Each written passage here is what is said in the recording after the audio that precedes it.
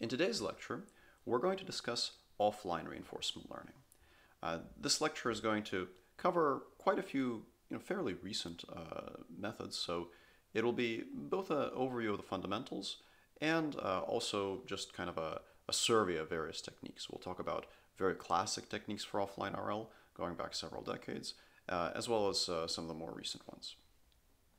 But first, let's start with a little bit of motivation to explain why we're covering this topic and what this is. So one bit of motivation that I find pretty interesting is this observation that the kinds of situations where current reinforcement learning methods of the sort that we learned about in previous lectures work really well, they just look kind of different than the settings where we've seen supervised deep learning techniques be very effective.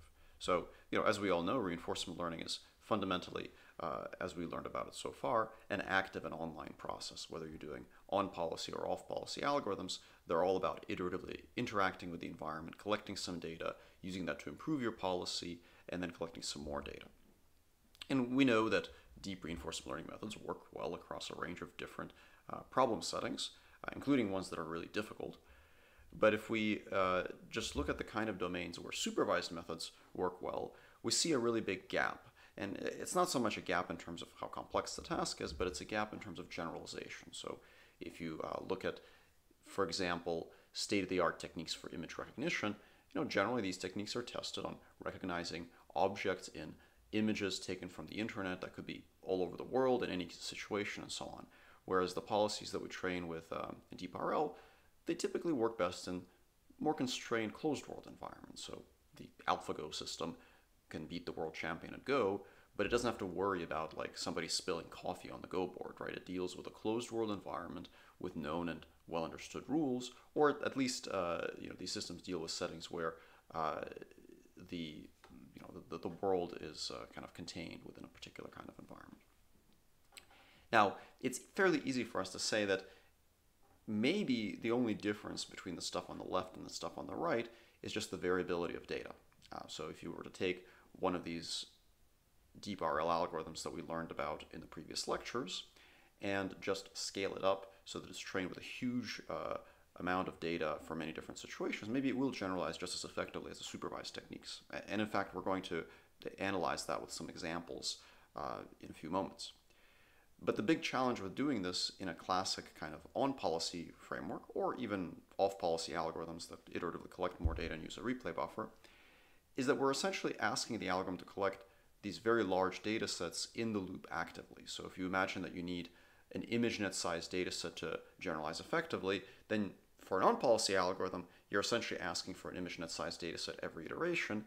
And even for an off-policy algorithm, you're asking for an ImageNet sized data set for every training run. And that can quickly get extremely unwieldy. All right, ideally, with data sets that are as large and as complicated as the ones that we need for supervised techniques, the ones that require millions of samples or maybe billions of sentences for state-of-the-art language models, ideally we would collect those only once and then use them repeatedly, just like in the world of supervised learning. And this is really key because if we really ask ourselves a very basic question, what is it that makes modern machine learning work? At a very high level, we really need large data sets and large high-capacity models to get effective generalization. So we can't really get the sort of generalization that we've seen in supervised learning land with our RL methods if we don't have these two ingredients. And using large models is not too difficult. You just need a big enough data center.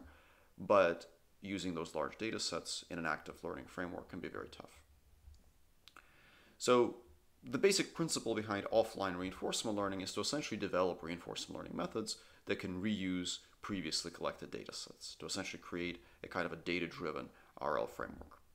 So, so far in the course we learned about on-policy RL. On-policy RL is when you have a policy that interacts with the world, collects some data, uses that data to update, throws that data out, and then interacts with the world some more. So, for example, policy gradients are a classic example of this. Every iteration, they collect some trials, they use those trials to improve the policy, and then they discard them and collect some more. We learned about off-policy RL techniques like Q-learning, which you can kind of think of it as a buffered version of on-policy RL. So for off-policy methods, they buffer all their data into the replay buffer, and then they replay from that buffer. which is great for improving data efficiency, but the off-policy RL methods that we learned about so far in the course actually do require additional online collection, meaning that after you update the policy, you do need to use that policy to collect some more data, perhaps with some exploration scheme like epsilon greedy. It might not be completely obvious why this is the case, and we'll actually analyze this shortly. We'll actually discuss what happens if you simply run an off-policy RL algorithm, but then stop collecting more data. So the main topic for today's lecture will be to figure out how to devise offline RL algorithms. And these are also sometimes called batch reinforcement learning algorithms, and also less often fully off-policy reinforcement learning algorithms. Basically, the difference between these and the other two is that in offline reinforcement learning, you don't actually get this active interaction, you just get a buffer.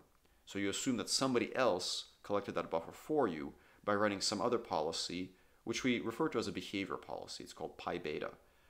By the way, it's very important to distinguish the behavior policy from the expert policy that we had in imitation learning. So in offline reinforcement learning, we don't assume that pi beta is any sort of expert. Pi beta could even be fully random. It's just a mechanism that was used to collect a data set. And then that data set will be used during a training phase to train up the best policy we can get. And then that policy is deployed, but once it's deployed, there's no more training. So in a sense, this is just like every other machine learning discipline where you're given a data set, you train the best model you can on that data set, and then you go and use that model. And there's no active or online phase, there's no exploration. And we could imagine different ways that such offline RL methods could actually be utilized in reality. For example, you might imagine that you have a robot that is tasked with doing a wide variety of chores around the house and repairing electronics and sweeping the floor and cooking. And maybe over the course of its lifetime, it gathers a large and very diverse data set of everything that it has done before. And then when you want it to learn a new skill, maybe you will load up all of that past data, use it to train up the best skill you can get. And that's your offline training phase. And that already gives you a good initialization. And then, of course, in reality, there's no reason to do things fully offline. So you could then deploy it and collect more data and further refine with some online reinforcement learning. But the key thing here is that you're not relying entirely on that online phase. You're actually getting a lot of basic functionality from the offline data. This seems like actually a very reasonable model of how people would do things too. If I were to try to explain to you some new task that you're supposed to be doing, you would probably draw on your past experience and everything you know about the world to get an initial guess for how to do it, and that guess might actually be very good. But then you could still refine your skill with some practice, with some trial and error. And developing these kinds of methods could potentially open the door to a wide range of RL applications that are very difficult to do with fully online active settings. Obviously including things like robotics, but also domains where it's very difficult to imagine applying RL methods with active exploration, like, for example, medical diagnosis. Can you have a policy that learns to recommend prescriptions and tests for a patient? It would be ridiculous to explore actively. We already had our experience with active exploration for drug prescription in our exploration lectures last week. Didn't go so well. But if you take prior data and you use it to distill out the best policy, maybe you can do quite well. Scheduling scientific experiments, controlling power grids, logistics networks, and so on. There are a lot of applications where we would like to use learning-based control. We would like to use reinforcement learning, but it's very difficult to imagine doing online exploration. Okay, so let's get into more of the details. What does the term offline RL really mean? So these are the pictures we had on the previous slide, but formally, we're going to say that we have a data set D. And just like in our discussion of Q-learning from before, the data set is really a data set of transitions: state, action, next state, and reward. Now, these transitions are likely to be arranged into trajectories, meaning that, for the first transition, the S prime is actually the S for the second transition. So very likely it's arranged into trajectories. But the algorithms that we're going to discuss usually don't assume that, with the exception of important sample policy gradients. But most dynamic programming algorithms, most algorithms that are based on Q functions, just assume that your data set is arranged into transitions. We will have states, and we will often refer to state distributions. We've used different notation in this class at different points, mostly because I want to make sure that you guys are familiar with all of the notation that's used in the literature. But we will use the symbol D with a superscript corresponding to a policy to denote a state marginal, a state distribution induced by that policy. We will use pi beta to denote the unknown policy that collected our data set. So in reality, you usually don't know what pi beta is. So if someone gave you a data set, maybe you're doing autonomous driving, and your data set consists of all sorts of human driving, good drivers, bad drivers, mediocre drivers. You don't actually know what their policy is, but for the purpose of mathematical analysis, you can assume that there exists some policy pi beta. You just don't necessarily know it. There's some kind of transition function, there's some kind of reward that's just like before, and as I said, the behavior policy is generally not known. The RL objective is just like before, is to maximize the expected sum of discounted rewards, so nothing really changed there. And there are several types of offline RL problems that we could define. One sort of auxiliary problem, which is not the full offline RL problem, but is closely related, is what's called off-policy evaluation. And we'll discuss this a little bit. The main focus of the lecture is on off-policy RL, but we'll discuss off-policy evaluation a little because it forms kind of a common building block. And off-policy evaluation basically refers to this problem. Given a data set D, estimate the return of some policy. Now, it could be the behavior policy. That's actually very easy, but there's a little typo on this slide. That should actually be J of pi. So it's estimate the return of some policy that you're given using a data set D. Estimating J of pi beta is actually pretty easy. But you could use the same data set to estimate the value of some other policy that was not the one that collected the data. And that's a lot harder, and that's called off-policy evaluation. Offline reinforcement learning, which is also sometimes called batch RL and sometimes fully off-policy RL, is given the data set D, learn the best possible policy. Now, as we saw in previous lectures, oftentimes learning a policy requires evaluating a policy, right? So in actor-critic methods, for example, we would evaluate our current actor and then we would improve it. So some sort of off-policy evaluation is often in the inner loop of an offline RL method. But I will discuss a little bit later how, in some sense, the general off-policy evaluation problem, the problem of evaluating any policy, can actually be a little bit harder than learning the best possible policy. The intuition for why is that when you're learning the best possible policy, you don't actually have to evaluate some other policies that might never arise in the course of learning. Now, there's a subtlety with this statement, and I intentionally wrote it in kind of a slightly cryptic way. Given D, learn the best possible policy pi theta. That is not necessarily the best possible policy in the MDP. It's the best possible policy that you can learn using your data set. And it's, I think, pretty easy to see why, given certain data sets, the optimal policy may simply never be learnable. So, for example, if you have a very large MDP with some really good states, like maybe Montezuma's Revenge, when you win the game, there's a really high reward, but all of your data is in the first room of Montezuma's Revenge. Well, there's no way you could possibly use that data to learn the true optimal policy because large parts of your MDP are just never seen in the data. So we have to be a little bit careful with what best possible policy means, and the formal statement is not here on the slide. It's actually pretty complicated, but the informal intuition is you want to learn the best policy that is supported by your data. The best possible policy for which the evidence that it is good is present in your data set. Okay, so now one question that some of you might ask is, how is this even possible? Like, can we even hope to learn good policies by using only data sets without ever interacting with the world? So some of you might be wondering the opposite, is like, why is this difficult? And actually, both of those questions are a little bit non-trivial. So there are a few different perspectives on what we should expect offline reinforcement learning algorithms to do. One perspective is we should expect them to find the good stuff in a data set full of good and bad behaviors. And they can definitely do that, although that is a fairly naive view of what good offline RL methods should do.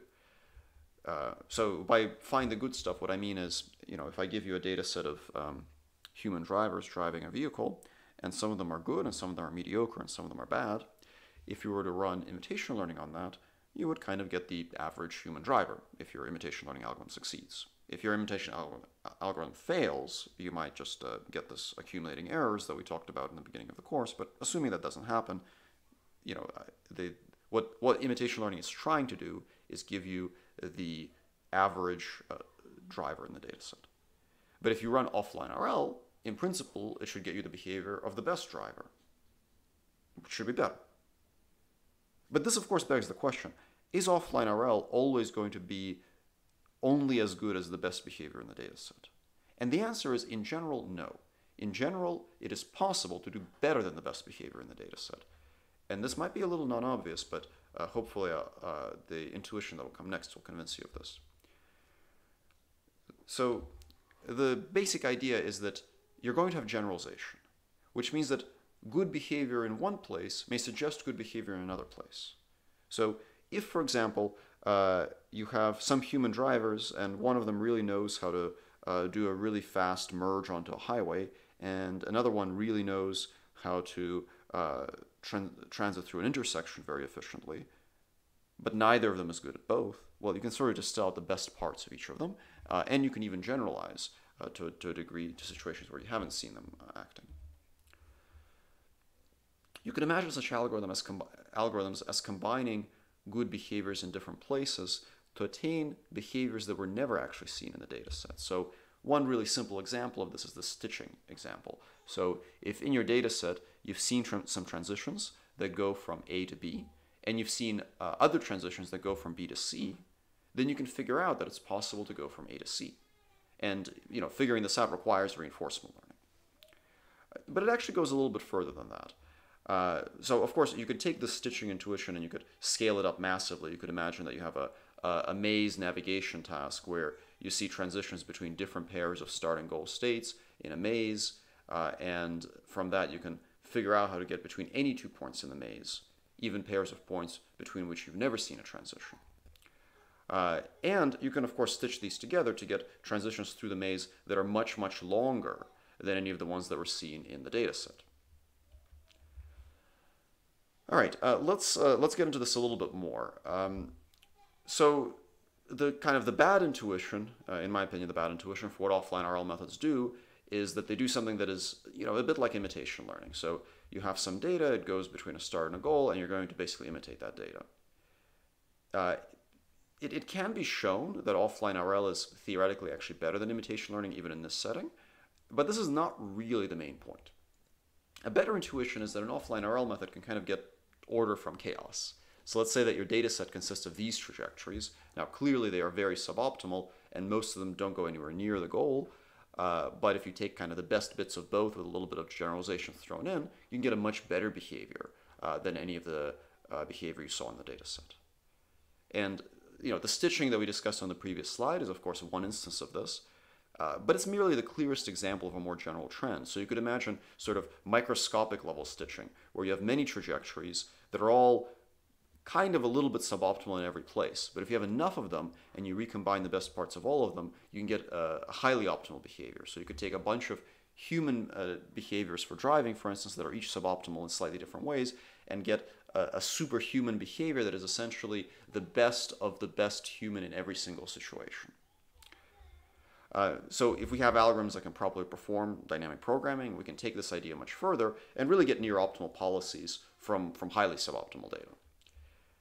Okay, here's a vivid example, or what I think is a vivid example from some past work in my group that I think kind of shows this point a little bit more concretely. Let's say that you have a robotic arm, and that robotic arm is supposed to pick up an object from an open drawer. So the training data for it, the experience that it has is picking up the object from an open drawer. And now maybe at test time, the drawer is closed, right?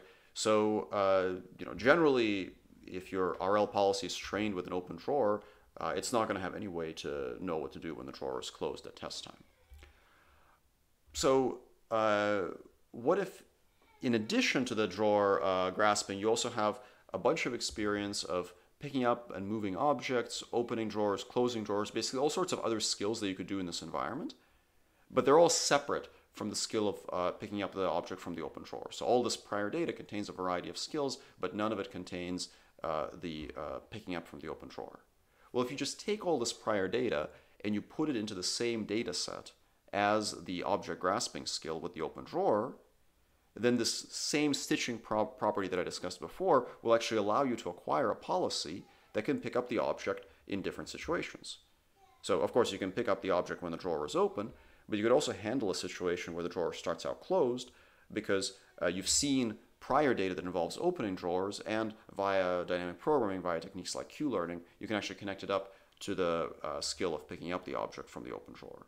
So in this case, none of the prior data has that full sequence. None of it has the robot opening the drawer and picking up the ball, but it has some opening and it has some picking, and the RL algorithm can figure out how to put them together. Another example is close the top drawer, open the bottom drawer, and then pick up the ball. So there it goes, close the top, open the bottom, pick up the ball. Another example is pick up the object and move it out of the way, then open the drawer, then pick up the ball. And in all these cases, it's combining multiple trials in new ways by using dynamic programming, by using Q-learning. All right, so why should we care about this? Well, if we can get this kind of offline RL recipe to work, we don't have to collect ImageNet-sized data sets every time we want to train a policy. We can apply RL to domains that don't conventionally look like reinforcement learning problems, ones where exploration and trial and error would be prohibitively expensive or dangerous. And we can hopefully move towards a much greater level of generalization. So now that I've kind of discussed the why offline RL is good, let me tell you some of the bad news. Let me tell you what goes wrong if we try to do offline RL naively using the kinds of techniques that we've learned about before. So back in 2018, when I was working on robotic grasping at Google, we had a little experiment that we did, or actually a very large experiment, where we tried to implement an effective offline reinforcement learning algorithm with online fine-tuning and scale it up to see if we can get policies that generalize. Our goal was to get policies that generalize as effectively as these supervised models train on things like ImageNet. So we collected a very large data set of robotic grasping with a combination of scripted policies as well as learned policies. And we had a kind of a hybrid system that would use all prior stored data as essentially offline data, and then it would also do some online collection, and it was massively parallel and massively scaled up. But at its core, this system implemented an algorithm that was very much like the Q-learning approach that we talked about before. It's for continuous action, so it used the optimization-based target value calculation, but otherwise it was basically a classic deep Q-learning method. Now this worked very well, and it did in fact generalize. But what I want to tell you about in this lecture, other than using this as an opportunity to show you some cool robot videos, is to compare the performance of this system when it was used in offline mode versus when it was fine-tuned with some additional online data collection. And this will hopefully help illustrate some of the challenges with offline reinforcement learning. So offline mode here actually used pretty good offline data. So it was data from past RL runs that was just reloaded and then used to train up better policies. Whereas with fine-tuning, we had some additional online data collection. The offline dataset consisted of 580,000 trials, grasp attempts. These were collected over several months. The fine-tuned version further augmented it with about 28,000 trials of additional online fine-tuning. So it's a lot of trials, but the amount of additional online data is comparatively very small. So probably whatever difference you see is not due to the difference in the dataset size, it's due to something about the difference between offline versus online training. And by the way, the online training here is still off policy, so it's still using replay buffers, it's still recycling all of that offline data, it's just collecting additional data with the latest policy. So the success rate for the offline method was 87%, which means that 87% of the time you could successfully grasp the objects in front of it, whereas the fine-tune method had a success rate of 96%. Now you might say, well, these are both pretty good, but if you look at the failure rate, it becomes a little more obvious that the failure rate for the fully offline method is more than 3 times larger than the fine-tuned method. So a more than threefold increase in the failure rate just from omitting those 28,000 online transitions. So something here is going on. The system worked pretty well, we were pretty happy with it, but it seems a little frustrating that just taking that data and using it as an offline data set doesn't yield the same kind of success rate as if you then did a little bit of online fine-tuning. So to get a little bit of intuition for what might be going on here, here's a little experiment, a very controlled experiment that tries to get at this point. So this is an experiment that was conducted using the half-cheetah benchmark task, which hopefully all of you are familiar with from your homework. And in this case, data was collected using basically from the replay buffer of an RL training run. This was a training run with soft-actor critic with SAC, and that training run was allowed to go up until the policy reached some kind of mediocre performance. I think the reward was several thousand, maybe around 5,000 to 6,000. And then that entire replay buffer was used as an offline data set to train a policy. And it was trained with basically a classic actor-critic algorithm with Q functions, much like the one that we learned about a few weeks ago. And the different curves here show different dataset sizes, ranging from 1,000 to 1 million transitions. And you can see that all of them do very badly. So the dataset average here is several thousand. So if you were to just imitate the dataset, you would get a reward of several thousand. If you just run off-policy actor critic on it, the rewards are generally in the range of negative 750 to negative 250. And they're not getting better. In fact, they actually get worse right from the start. The initial policy performance is at 0, and then it gets worse. So something really terrible is going on here. Interestingly enough, if we look at the actual Q values that are learned by this actor-critic algorithm for each dataset size, the y-axis here is a log scale. So the estimated Q values are extremely large. For example, for that red curve, the one that has 1 million data points, it's estimated it's going to get a reward of 10 to the 7th power, and it actually gets minus 250. So that's really weird, right? Our Q function thinks it's going to get huge values, but then if we actually train the corresponding actor and run the actor, we get really horrible values. So that's strange, and it's not an accident. The fundamental problem in offline RL is really, you can think of it as a problem of counterfactual queries. Let's say that we have our autonomous driving example from before, and our training data has a human driver driving the car decently well. The human driver is not optimal. Remember, we're not assuming that they're an expert, but there are certain things that human drivers just don't do. So they're not going to like randomly swerve off the road in the middle of nowhere. They might do some things that are unsafe. They might occasionally go into the opposing lane or something, or they might occasionally make a turn on a red light, but they're not going to do really crazy stuff. So their coverage of possible behaviors is incomplete. There are some things that they just don't do. During training, when we're updating the policy, what we're really doing is we're asking, for all of the actions available to us in this state that we've seen before, which action is best?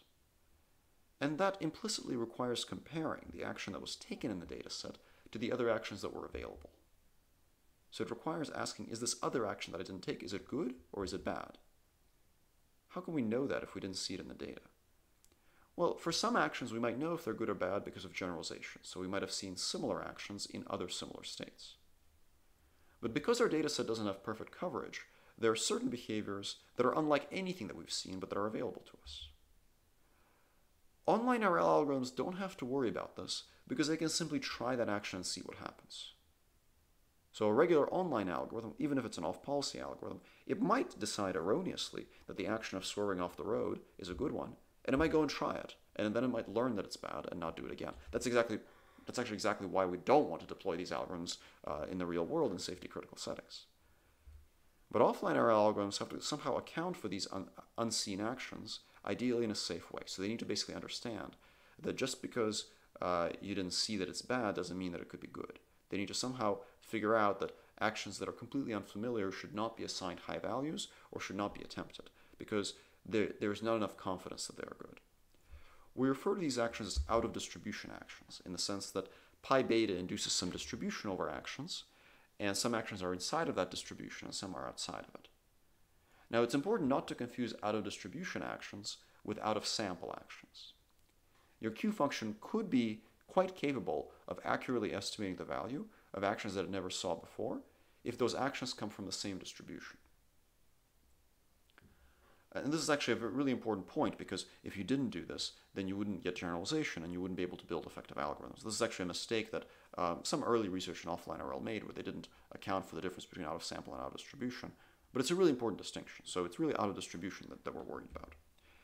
And at the same time, you still have to make use of generalization to come up with behaviors that are better than the best thing that you saw in the data. So this is a subtle and delicate trade-off to strike.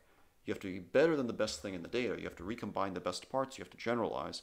But at the same time, you have to avoid assuming that an out-of-distribution action could be good, when in fact you simply do not have enough evidence to determine its value. Okay, so that's kind of the intuition, but let's talk about some of the math behind this problem.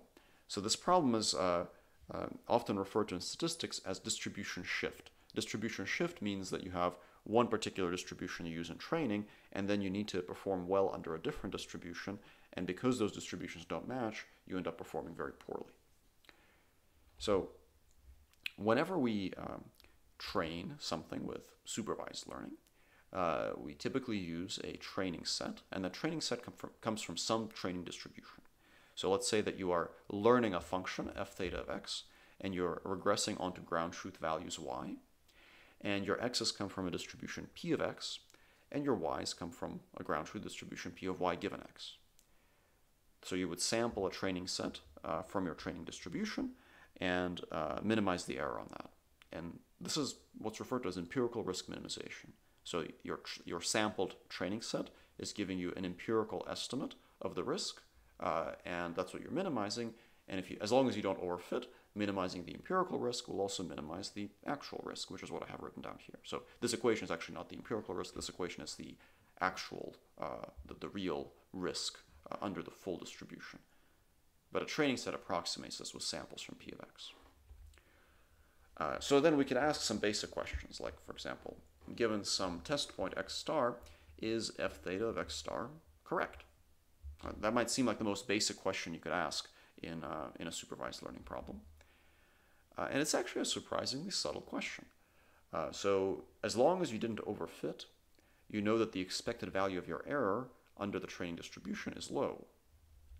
In general, the expected value of your error under some other distribution, p bar of x, is not low if p bar of x is not equal to p of x.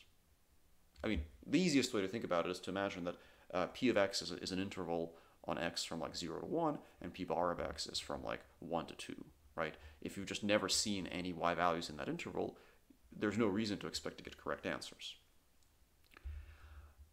Now, what if x star is sampled from p of x? Well, the thing is, even then, you're actually not guaranteed to have low error, because you could have low error in expectation under p of x and still have high error on some individual points that are within the support of p of x.